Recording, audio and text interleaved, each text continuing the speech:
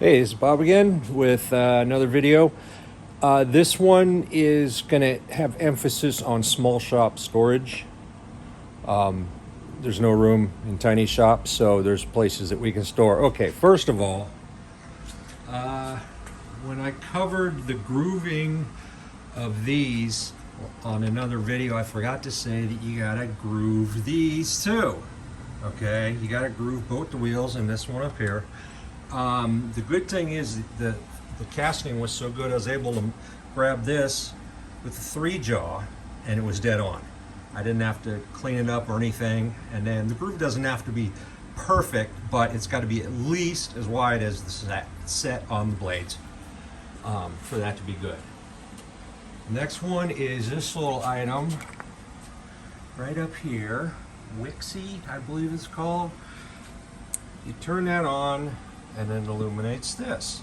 So what you do is you get close and you get your center punch in the middle here or what have you, and then put the scope in, and then you turn this off and you use a scope to get dead on with your center punch. So it's a two-step thing, and this X will be dead underneath here all the way down. If I run this all the way down to the bottom, it'll stay centered, but that's only if this is mounted correctly and it's perfectly straight and perpendicular to the shaft. Then that X will follow all the way down. All right. Another thing is this knife sharpening system that a lot of people have, cardboard. It works great, but you've got to make sure that you put your blade at the perfect spot on here to get your angle. If you look here, you'll see there's hanging, so you want to be like here, 22.5. And it was hard to keep that spot when this is spinning, so we got a little laser, just a laser line generator, that's all it is. And if you do it right, you can get it to go across both wheels at the same spot, therefore you're doing the right angle on the knife. No big deal, they're cheap. You get them at Amazon, naturally, like everything at Amazon. But that helps with keeping your blade at the right angle.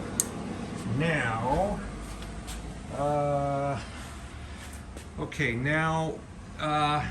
there's room in shops to store stuff underneath, but sometimes it's really limited as far as the clearance. So these here as rollerblade wheels, because that's the best thing you should do with the rollerblades is take them apart and take the wheels off. They're horrible. And you put them down and you have just a little bit of clearance. So that's under there. Then I got another one here, drill bits and what have you, but also has what's left of the rollerblades on here, and I haven't fallen once on my butt since I've made these. Now the last one is if you have very limited clearance over here, check this out. It's a lunch tray and there's ball transfers I put in the corners. The ball transfer is this guy here, only they're smaller. This was out of an airplane, a loading airplane for packages and stuff. But anyway, you can get like a 1/4 inch clearance under here. I mean, see, not much clearance. And if you get a good quality tray, it's rubber coated, it's like food grade, it's very stiff. And you can roll that right under with very little clearance. So you can utilize these places. Now the next one, I gotta put this in there we go, in the tripod. And if you see there's no storage here, normally you have storage all across here. You branch this out, you got clearance like I did here, but I'm trying to keep it clean, I'm trying to keep the area as completely clutter-free as possible. So on the back, I got that guy there, it's my laminator, and it sits on 2 brackets, and there's a magnet holding them to the back of the toolbox. And then, that's there, and then also hidden is magnetic trays. And I got labels on the wall here so I don't forget they're back there, because I'll forget. And so that's there. always ready. And over here, there's another one, always ready, right there. As long as you don't forget they're there, then it works really good. Okay, now. All right, now I want to show you the little tray I did for my micrometers. Right here, got a little micrometer for a handle. This was a tie tack, and this came on the box. We can pull this out. Now see, I got a little felt guy, so everything's in its place, and it's out of the way. It's not sitting up here on the deck. It's not getting dirty. Just an idea. It was an extra box that I had. Now, okay, aha.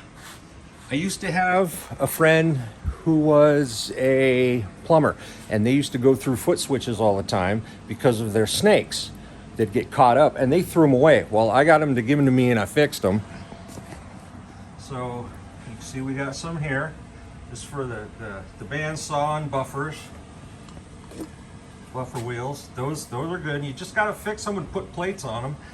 There's another one over here for this guy, and it's great if something snags, if all of a sudden the blade gets jammed, you just let off on your foot. It's very fast. I also put one here on the 3-phase drill. I had to put 2 micro switches in parallel inside there because it's 3-phase, but it works fine. You turn the phase converter on, and that turns it off and on with no problems with the 2 switches in it. Now over here, I did this, here's the welder, and I did a thing on the switches of the welder.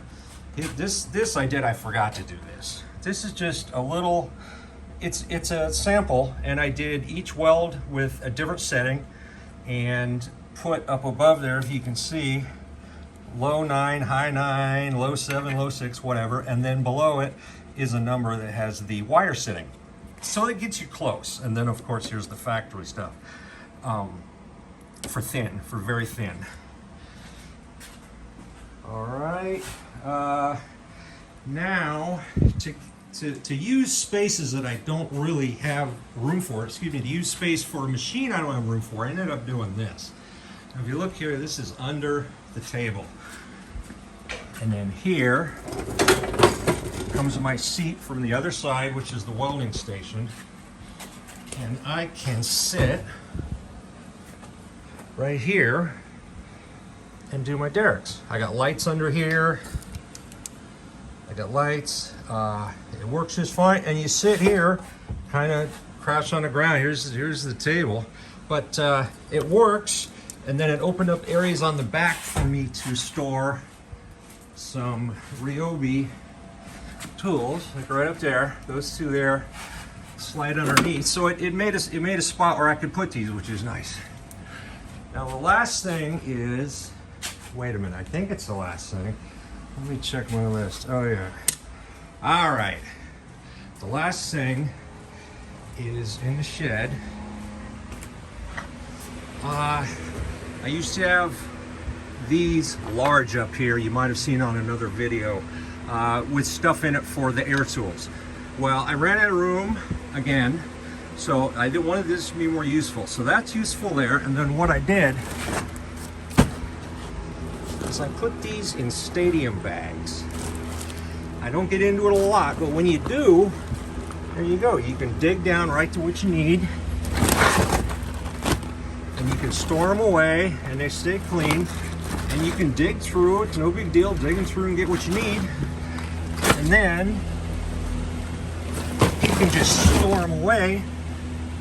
And when you need it, you pull it out, you use it, and it doesn't have to take up really good real estate storage.